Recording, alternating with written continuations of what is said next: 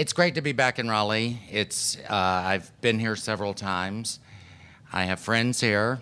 I have former students here, which is always nice to see.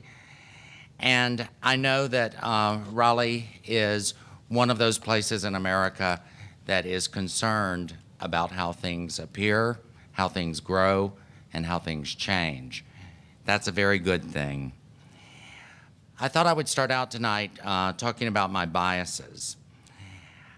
First, I want you to know that I prefer local planning to any other kind of planning. I prefer local activities, politics, and action. I often feel that when discussions of local issues elevate themselves to the national arena, you begin to have diluted programs, politicized reactions, and loss of regional or unique local character. I prefer collaboration over conflict, inclusiveness over exclusion, predictability over surprises. I prefer the wise reuse of existing buildings and the sensitive removal of urban fabric or careful management of those resources that add to the very hard to quantify but easy to qualify what has been called the sense of place. This opening will show, I hope, the issues at hand, what other communities decide to do about compatibility, differentiation, contrast, or neo-traditional structures. I could bring you countless images tonight showing you the look of what is being built in historic districts across the U.S., but we might be here all night. As we all know, those images, good, bad, and ugly, proliferate the web and are easily obtained by almost anyone to prove a point, legitimate or not. But realize that I am in no way an advocate for a particular style. I am an advocate for compatibility. Not everything that looks old is compatible. Here you have two Greek Revival particle board intrusions within a Victorian historic neighborhood. And here you have, well, I'm not quite sure what you have. What I will demonstrate tonight is the empirical, I hope, or measurable proof that design review, that's what your HDC and your overlay districts do, as an economic protection tool and as a perpetuator of historic and existing resources, remains one of the most powerful tools in the municipal stockpile to manage growth and change. But those tools are applied by individuals. The individual taste and the individual preferences of what happens in a particular town affects what comes out of the design review process. I will also make some observational thoughts based on 30 years of experience dealing with academia, which is why I have so much hair, and its ever-expanding scholarship in this very arena. I bring insight from participating directly in the National Historic Preservation programs through partnerships between all government and sector levels. The federal, state, local, review boards, commissions, nonprofits, local economic revitalization programs, and I hope you'll see that these questions extend into all those programs. My observations reveal that infill and additions to historic buildings and districts have been an ongoing evolutionary, yes, even historic dilemma, as are the decisions about what qualifies as compatible. Compatibility has behaved in an evolving manner, partly because determinations of compatibility are predicated on personal preference, individual discovery, and creative expression. And that is forever in flux.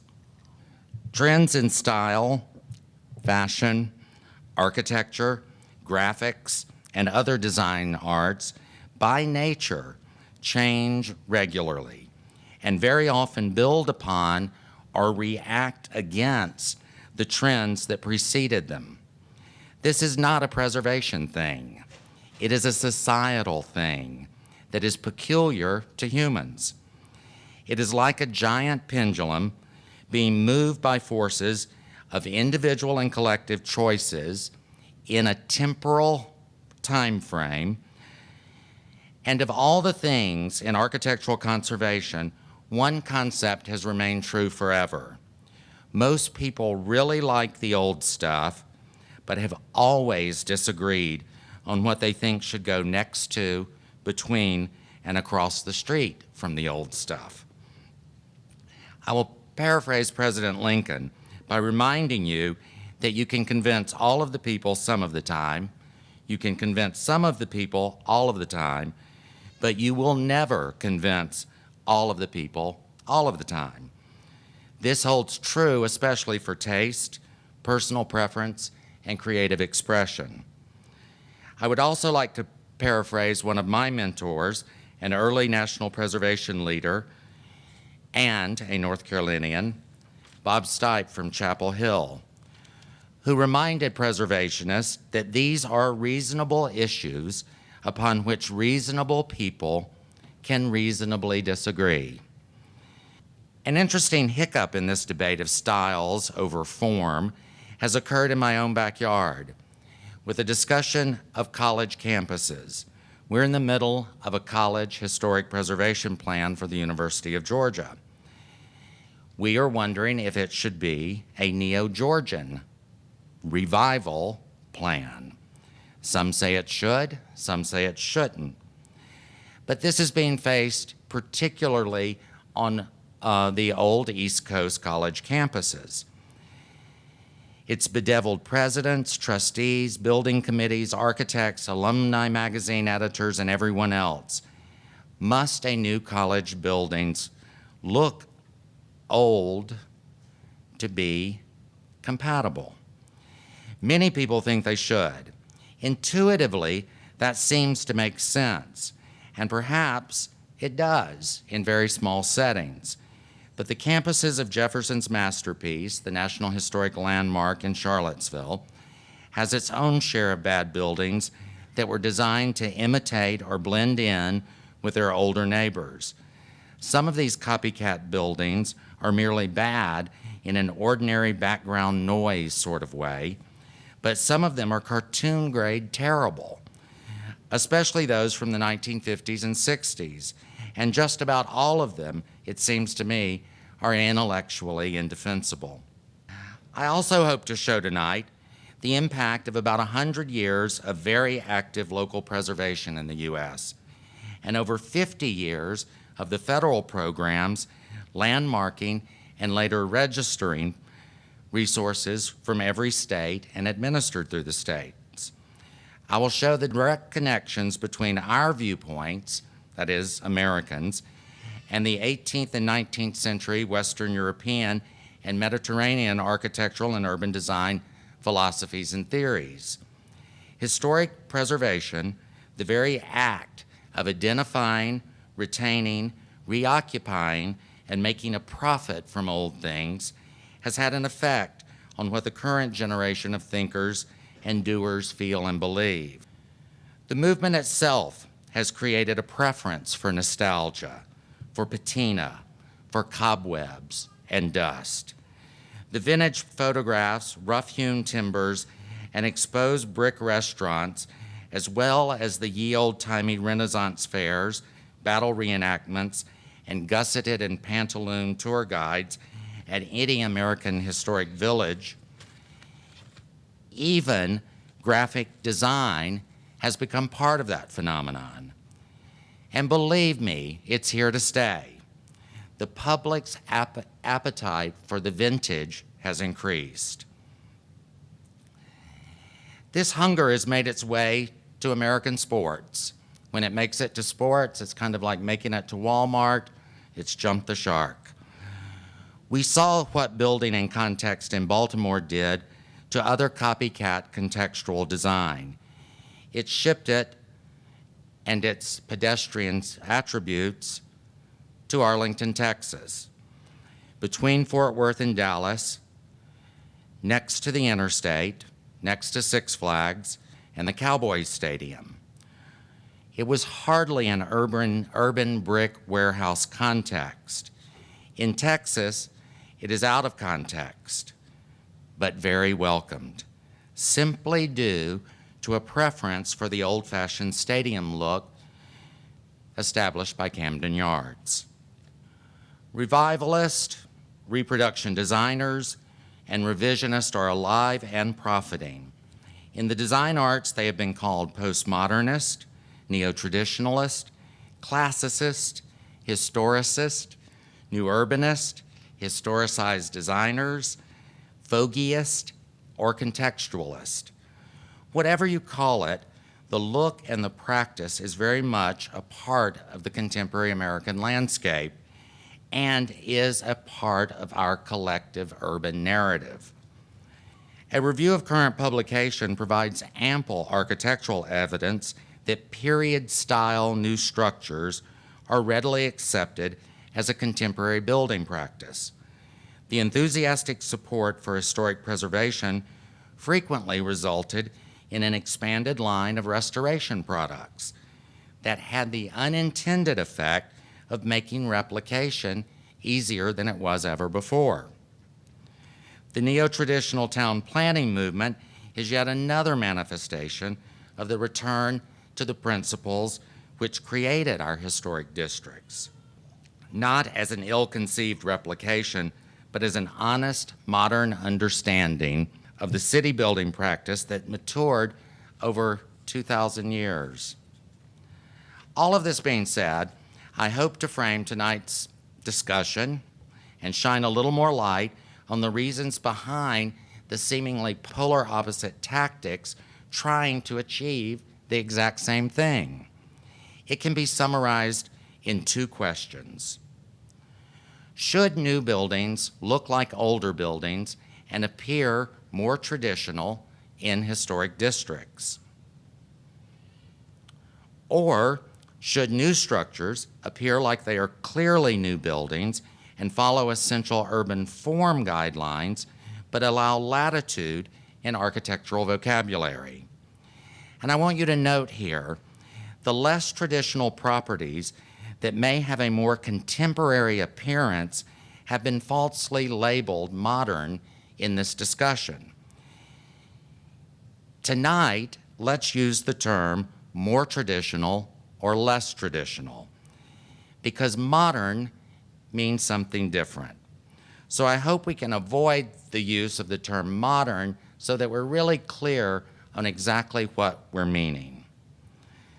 And ultimately, it comes down between being able to tell the difference between the stylistic or thematic expressions applied to building forms and shapes, and this is traditionally called motif, style, ornamentation, detail, or exterior visual character. And conversely, those shapes and forms in isolation, detailless, without stylistic preferences. Generally, the placement on the parcel of these shapes and forms come into play. So let's call that urban form. Urban form concerns have consistently outweighed stylistic expression in determining whether a building is compatible or not. Most planners, professional preservationists, and academicians prefer a more contemporary architectural vocabulary. Quite a few comments were made when Andrea Stuani appeared on the cover of Preservation magazine in the 1990s for his work at Seaside and the birth of new urbanism. Many of the preservation movement's leaders felt that his design practices encouraged conjecture and conveyance of a false sense of history. Ultimately, his traditional approach was viewed by some as being a heretical notion that denies citizens a truly authentic experience. Authenticity. It is, no matter how you feel about it, one of the dominant founding precepts of the movement, and many held, and still do hold it, very dear. It wasn't something that the United States National Park Service just dreamed up. It and other preservation treatments and approaches have evolved over time from earlier movements, especially archaeology and art restoration. These were developed long before the National Historic Preservation Act of 1966 and date to the 18th and 19th century. Sociologists, hygienists, and planning were all involved, much more so than architects. I've spent the last 25 years traveling to local historic districts all across the U.S.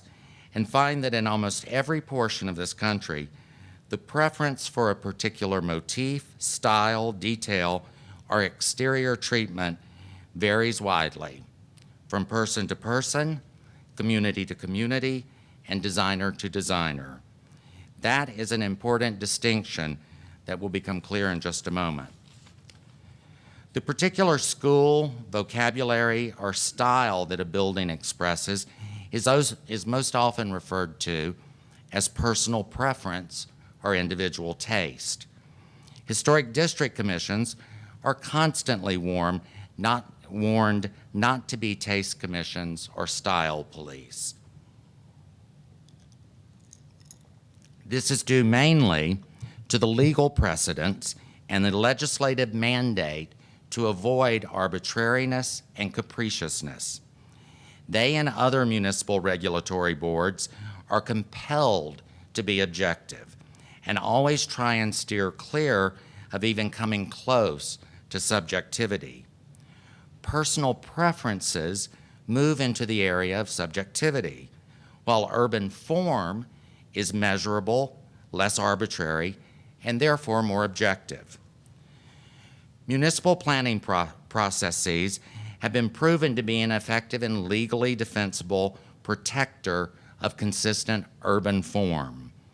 However, legal risk of being seen as capricious sharply increases when style and self-expression begin to be regulated.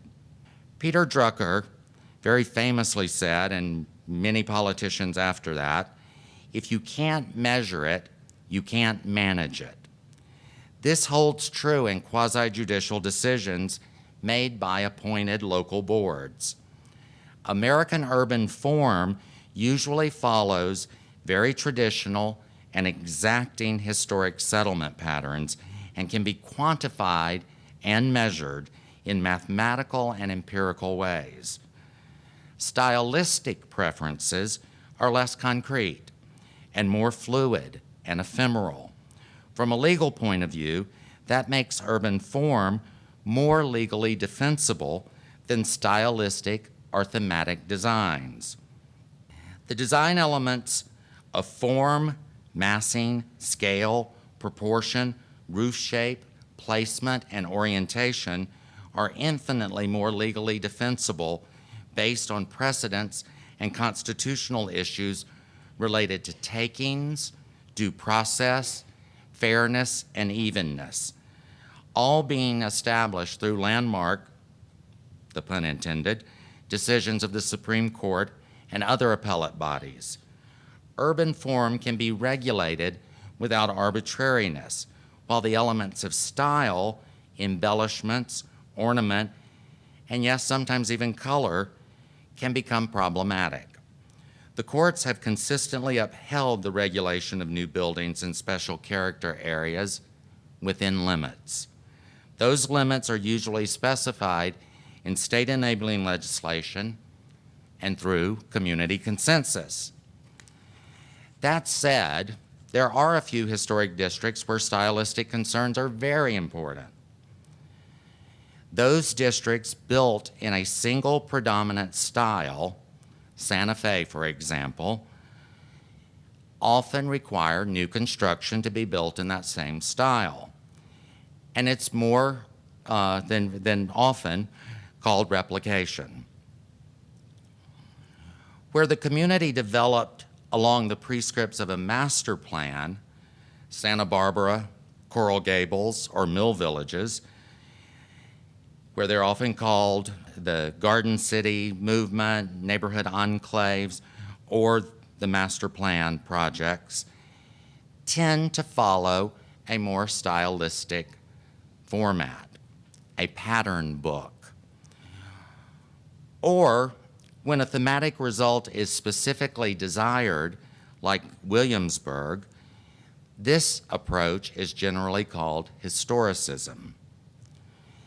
In our capitalistic society, matters of personal preference and urban form are given less credence when judged against the more objective and measurable economic impact that results from that historic district management and regulatory tools.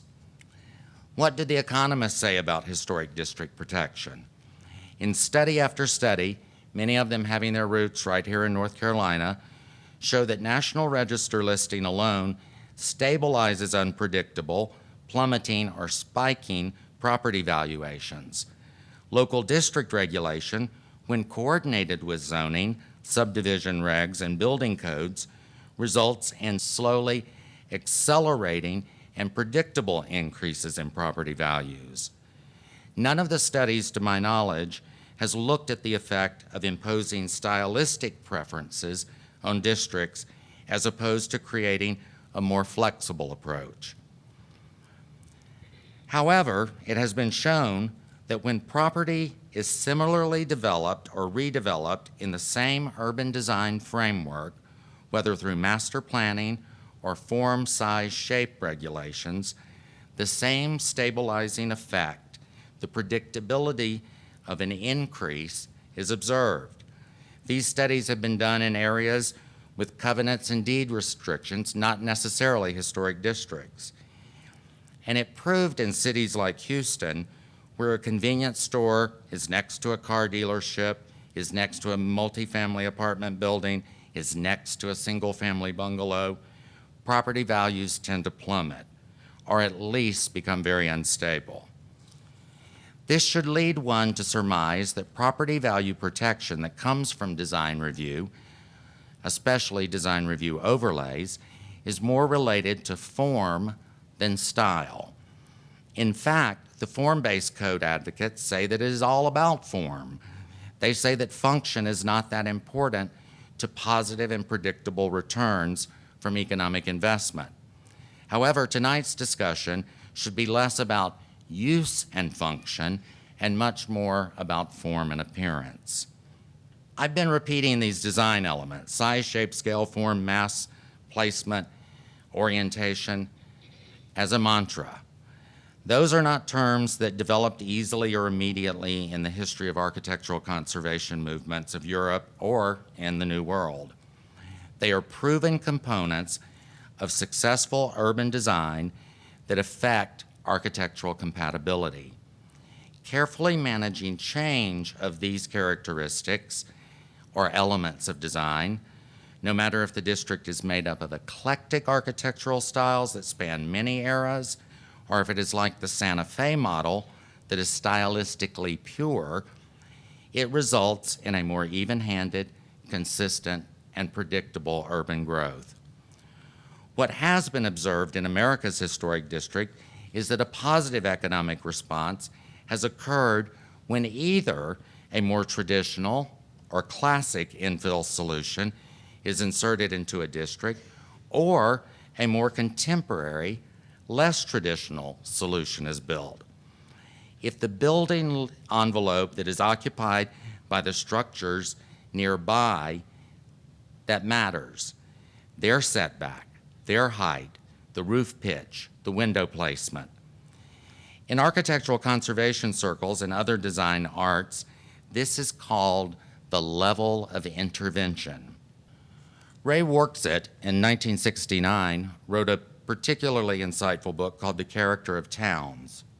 He points out that compatibility in these towns, if you pay attention to 6 factors, you can reach a compatible infill solution. His 6 factors were building line, building height and skyline, width of unit compared to height, quality of materials and details, proportion of windows to walls, and the lot coverage, or the footprint. In 1978, Alice Meriwether Balsher, in her guide called Design Review and Historic District, points to two options and perhaps a third for building in historic settings. The first question she raises is, should contemporary design even be allowed? She points out that advocates believe it contributes to vitality and cultural continuity. They argue that if the new building reads as a historic one, then the integrity of both the new and the old are compromised.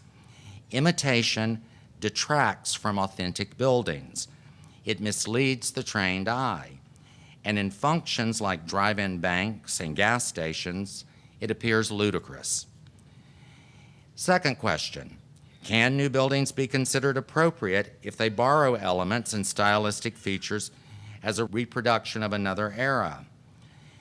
Some who hold this view contend that few architects have the skill to relate contemporary design to the other styles in the district. Therefore, it is best protected through the use of period motifs. She, however, goes on in the book and says, and remember this is 1978, that it is a continuum between the more traditional and the more contemporary that should be allowed, and a particular type or style should not be dictated. An arc of acceptability. Norman Tyler, in 1999, in Historic Preservation, An Introduction to Historic Principles and Practice, terms the options for additions to a historic district in much simpler terms.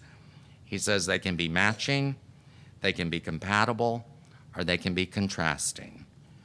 Brent Brolin, in 1976, in his book, The Failure of Modern Architecture, and Stephen Sims, in his recent book, The Future of the Past, pretty much come up with some rather simple descriptions about what can happen with a new building. You can blend it in, you can hide it, or you celebrate its differentness. And that's the dilemma of contemporary yet compatible. Michael Davies, a British architect and a caseworker for the Society for the Protection of Ancient Buildings, SPAB, lists his range of interventions as pastiche, traditional, subtle, modern, or arrogant. Stephen Sims, in Future of the Past, labels them quite differently and uses the term historicism, or literal replication, invention within a style, abstract reference, or intentional opposition. Intentional opposition is rarely viewed as an appropriate historic preservation solution. However, it is viewed very often as a completely adequate and sometimes much lauded creative expression. As long as this dilemma exists, we will always have the question before us tonight surfacing between trained designers and avocational preservationists. In a recent UNESCO study, they came up with 6 simple ways of describing new buildings in historic contexts. It comes down to urban form. And why do we stress urban form? Because the other options are generally expensive. When you require a stylistic preference, particularly, that can be much more expensive than compatible urban form alone.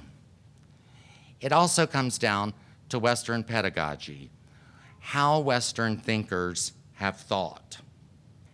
The answer, whether it surprises you or not, is really rooted in lots of old thinking.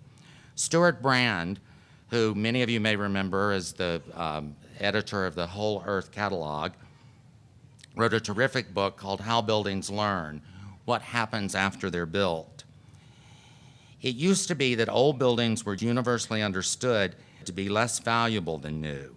Now it is almost universally understood that old buildings are more valuable than new. the work of historic preservationists has greatly contributed to the ideological reversal. And he roots that in very direct things that came out of Europe.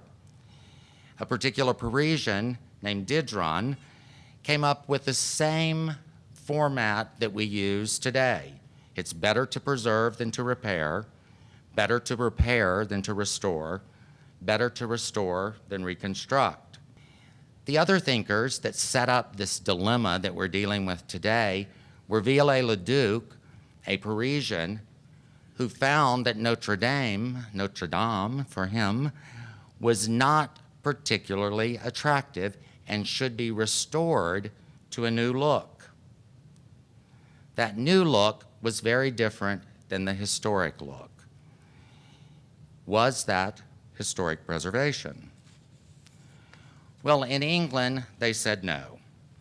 Viollet-le-Duc was challenged by two people, John Ruskin and William Morris, who said that Leduc and Sir Gilbert Scott Gothicized buildings and made them look older than they actually were. According to Ruskin, restoration means the most total destruction which a building can suffer, a destruction out of which no remnants can be gathered. Morris was so challenged by this that he actually formed the Society for the Protection of Ancient Buildings. The real bugaboo in all of this came from 1964's Venice Charter. The Venice Charter, which was promulgated by ICOMOS and is part of UNESCO, had a very particular statement in it. And that statement was, new architectural change must be distinct from the architectural composition that exists, and it must bear a contemporary stamp. So where does that bring us today? That brings us to the Secretary of the Interior standards. The standards, produced in 1976, have undergone quite a few revisions. However, it tends to guide the thinking of preservationists in the country. And it contains the pesky Standard 9, the contemporary yet compatible one. This is where so many preservationists base their ideas about infill. However, these standards are about rehabilitation, not particularly infill. The spirit of Standard 9 is derived from the Venice Charter. That very foundation, that stamp of the contemporary, has found its way through most of the world's preservation standards today. And that gets down to what is the difference between the two words, contemporary and compatible. Contemporary, existing or occurring, living at the same time. Compatible, living in harmony. It's these two words that we have to make sense. It's these two words that continue this discourse. So I leave you with a challenge. And it's the challenge of understanding this arc of acceptability, the arc of personal and professional choices. And I see that pendulum swinging from the most traditional solutions to the least traditional solutions. I feel the answer that you're seeking, that perhaps all preservationists are seeking, lies somewhere in between. Good luck with your task tonight, and I'm very anxious to see what happens. Thank you.